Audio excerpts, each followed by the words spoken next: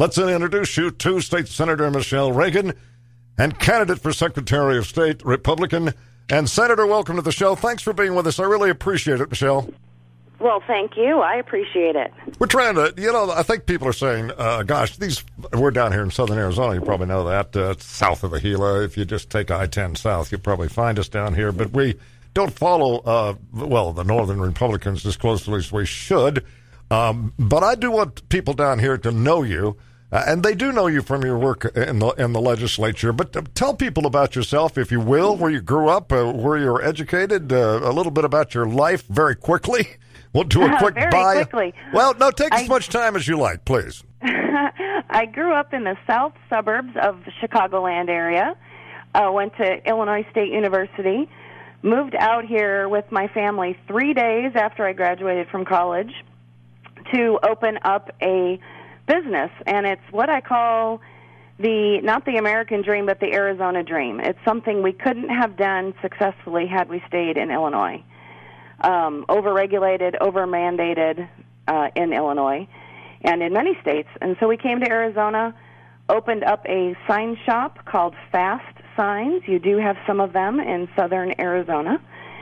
And we grew our Fast Signs franchise to be the largest one in the country, and ended up selling it after a decade. So we are an Arizona success story and love Arizona, and that's actually how I got involved in politics, was watching what government can do when they come into a business or come into any kind of business environment and throw regulations at you and another piece of paperwork or another rule a business has to follow, and wanted to, when we sold our business, kind of was at a crossroads. Do I go off and work for someone else? Do I buy the rest of the company from my family? Because I did own a portion of it at that time.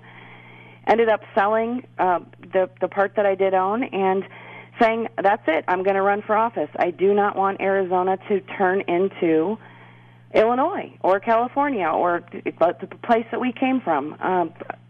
I want it to stay a place where families like ours can come and set up shop and be wildly successful. So ended up at the Capitol, and lo and behold, it's 12 years later, and trying for Secretary of State, which I think I am perfectly tailored for, given all the work I've done in the legislature. Well, you were in the House and now in the Senate, right? You were in the House how long?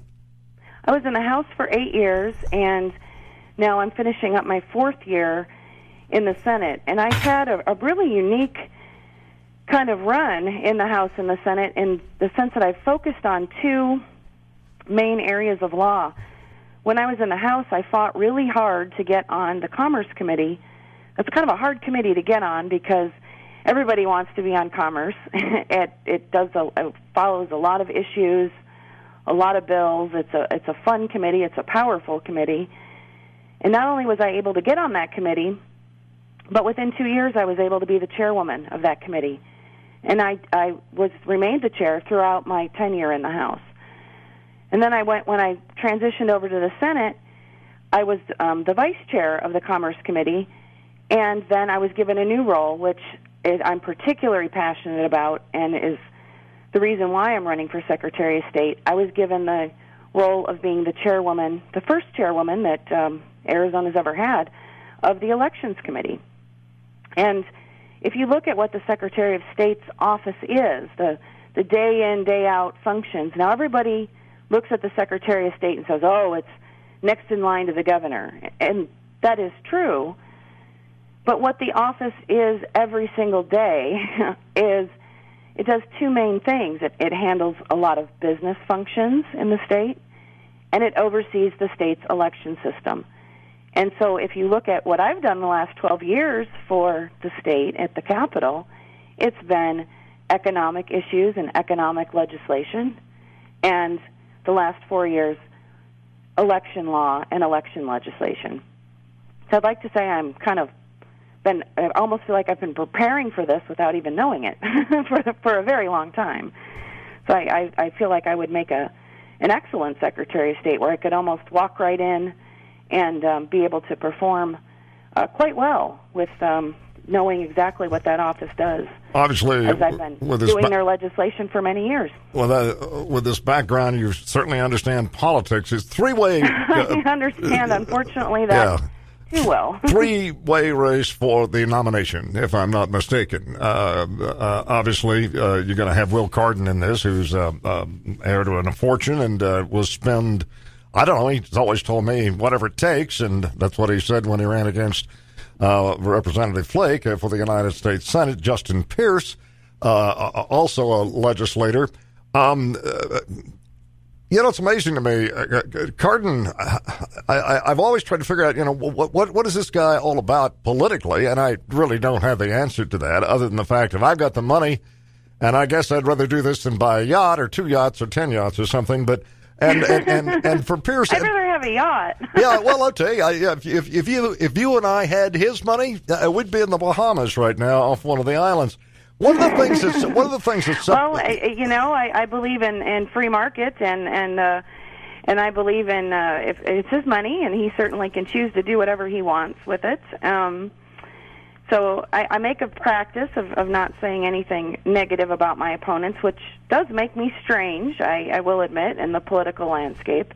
I will say that in the governor or in the U.S. Senate race, when he ran, I believe that he spent around $8 to $9 million against Senator Flake, and I think about $6 million of that was his own personal money. Yes, it was. So I hope he doesn't choose to spend that for a Secretary of State race, because that is unheard of in Arizona politics.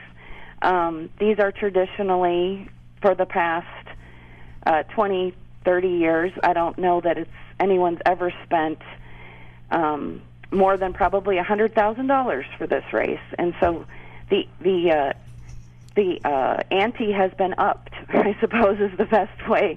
Well, Senator, we could probably have a trivia contest on how many Secretary of States have become governor. I go back to the time I was in the Senate when you were a small child. In fact, I don't know whether you were born yet or not, but I recall the first governor that I got to know well was Jack Williams, and then on and on and on. But there's always this transition.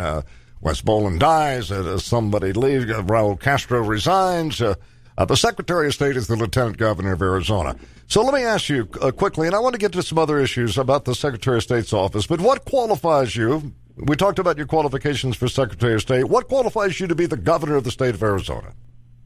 That's a great question. When I speak to people that have ascended to the governor's office not through their own choosing, meaning they didn't run for the office, for instance, Jane D. Hall, who has endorsed my candidacy, the thing that they say got them through it and gave them the ability to be successful was their legislative experience. If you were to wake up tomorrow and find out that you were governor, wouldn't it be helpful to know the various government agencies? Wouldn't it be helpful to know how to work within the confines of the legislature? One of the biggest jobs of the governor is to work the legislature during session. That is about 5 months out of the year. Doing the state budget. How big is the state budget? What do we fund? How much goes where? I've done 12 budgets now, and then some if you include special session budgets. You add to that the private sector experience I've had of over a decade before that of growing and nurturing a small business right up the street on Central Avenue in Phoenix, of exactly what it's like to be involved in the community outside of the Capitol. Those are experiences that would make me that's the lens that I would see Arizona through. That would make me able to serve you very well in wherever I was placed. So I would have no problem knowing exactly who I would need to put around me. Where would I go in different agencies in order to get things done? In fact, I can't imagine somebody waking up, so to speak, one day and becoming governor if they didn't have experience at the Capitol. I don't know how they would possibly function. That would be so overwhelming. It'd be overwhelming for anybody. But to not know, to not have walked the halls of the Capitol, I can't even see. And again, but that is from speaking to people who have gone through that. Let me ask you about... Have been thrust into that position and, said, okay, I'm here. Now I need to lead. I agree. And that's what got them through it. I think people in the Republican Party and independents as well are saying, I'd like to know these three people as well as I possibly can. This is a very critical nomination. Arizona's a very red state. There's a very strong candidate, I think, in Terry Goddard, and obviously two-time... Very formidable, absolutely. Attorney General. You better have the best Republican that you can come up with to run against him, because he's been there before. He has great name ID. A lot of people thought he was certainly better than Attorney General we have. I don't want to get into that. But here, let me ask you this. Separating you from Justin Pierce and also Will Cardin is the issue of dark money, which I think is absolutely critical. Here's Justin Pierce in the Arizona Capital Times with his quote, saying that he understands the arguments against dark money campaigns financed by undisclosed interest, but he says there are legitimate reasons to allow people to get involved in politics without their names being made public. I think you take some exception to that. The idea that people can give great sums of money with no identification, could be a foreign country for that matter, could be somebody from where else, we don't know. But we should know. Tell me your position. Disclosure is the absolute bedrock of our political process. Thank you. It has been. It should continue to be. All of this recent non-disclosure, secret, sit in a back room, let's decide who's going to become the candidates. This is all a pretty recent phenomenon. And the people that have kind of, I call it almost a loophole, the folks that have determined that, hey, this big Citizens United court decision has now afforded us the opportunity to not just give unlimited amounts of money, which I will say there's nothing we can do about that. But there is something we can do about disclosure, because if you were to give me as a candidate a contribution, I have to report that so that the people know exactly who I accepted funds from and also how I'm spending it. If you were to contribute to different organizations, the same kind of disclosure happens.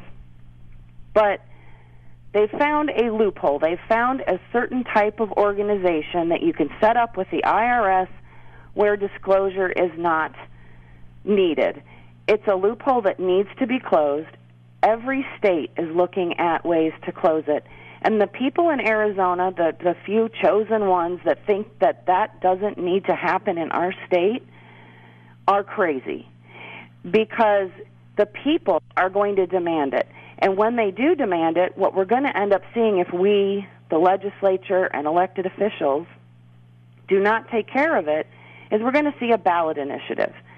And when a ballot initiative happens, from being in the legislature, this is something I know all too well, is when things go on the ballot, you tie the hands of the legislature. And if it's not written exactly 100% perfect on the ballot, you end up with a problem, because the legislature in future years, 10 years down the road, 15 years later, cannot go back and revisit the issue without putting it back on the ballot. That's a very dangerous territory. And so to stick your head in the sand, whatever level of government you're in, and say, we're not going to do something about this, is not serving the people. Well, Michele and Senator, if I'll call you both, if you don't mind, I appreciate that stand. I've always been concerned about the dark money. I think everybody should be. I do. And I've heard Secretary of State Bennett, I've heard Tom Horn and others say, we want to do something about this. They've done nothing about this. I'm the only one that's actually stuck their neck out and ran a bill on it. Excuse me, that's a lie. let me say. Well, we don't mind you lying. You're a politician, Ms. I wouldn't say that. That is. I'm the only one who's gotten a bill out of committee that's actually done something. There was a Democrat senator from southern Tucson, Senator Farley, has also attempted to do bills, and I didn't actually. His bills were never given hearings. Actually, one time by me, because the way it was written, it was a mess. And so, instead of just shelving his bill and saying, oh, that's just terrible, I'm actually willing to work with both sides. I don't believe either party has a lock on good ideas. And so I promised to work with him, and over the interim, we worked together to craft the bill that I introduced last year. We both introduced it together, and we were able to get it through a committee, and we were hoping to be able to get it to the floor so that it could get an up or down vote in the Senate. And let's just say forces greater than us were able to block it from getting a vote, which was very sad, because had it gotten to the floor of the Senate, it would have passed. Yeah, I had the votes and then some to send it over to the House. I think that's absolutely critical that eventually be done. I don't think that kind of dark money, that kind of secrecy, should be a part of the political landscape. Well, we're seeing it in this election in greater numbers than we saw 2 years ago, and if it doesn't get fixed, we're going to see it in 2016, which is a presidential election, in amounts that I don't think Arizona voters can even imagine with things. And I'm not just talking about Republican money or Democrat money. Both sides are equally guilty. I mean, where every time we hear dark money, people like to say the Koch brothers on the conservative side.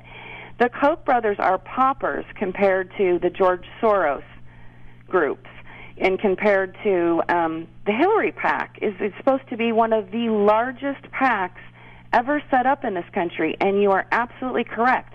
Without disclosure, you have no idea if that's not foreign national money. You have no clue. And so are we going to say that Arizona or elections in our country are open up to other countries coming in and buying it? Because you'll never know. You would not know. That's insanity. Let's talk about you financing your campaign. How are you financing it? How do people become a part of it, please? Well, I do not run on public financing. I raise my own money, and as I have since 2002, so it comes in all increments. My website is very easy to remember. It's votereagan.com, so VOTE and then Reagan, which is REAGAN, just like the Reagan who is a little more famous than I am. And people can contribute online. There's an address on there to send checks, or you can donate via credit card. And like I said, people think that you need to spend big money to be involved in the political process. You don't. I receive online contributions in any amount. $10. I just received some this morning for $10 and $15, and then I receive large amounts in $1,000 or $1,500 increments, and it all adds up, and it all helps get my message out. Yeah, I saw a picture of you and Betsy Bayless. We used to talk to her all the time. We were big fans of her. I am thrilled. She's really a big great supporter lady, and has also endorsed my candidacy. Which what I'm most thrilled about is when you have somebody who was a former Secretary of State, like Jane Hull or like Betsy Bayless, who say, we want Michele Reagan to be the next Secretary of State. That means so much, because they've done the job, and then they look at me and they say, Michele Reagan can do it. And for me, that says so much more than a lot of other endorsements. Although I'm certainly not going to give other endorsements back. But when somebody who actually does the job of Secretary of State sees those same qualities in me, that means a lot. Yeah, we like I said, we're big fans of her. I thought she was a great lady. Michele, will you come back often to the campaign? I know that really voting just starts in the next few weeks. Southern Arizona is critical. Many people nominated by the Republican Party to statewide office would attribute their support from Southern Arizona independents and Republicans. So I'm down in Southern Arizona quite often. In fact, we have a couple of trips planned, and I believe one of my field coordinators was talking about getting me in your studio on one of those trips. We're looking very much forward to that, and I'm hopeful that you'll be able to do that.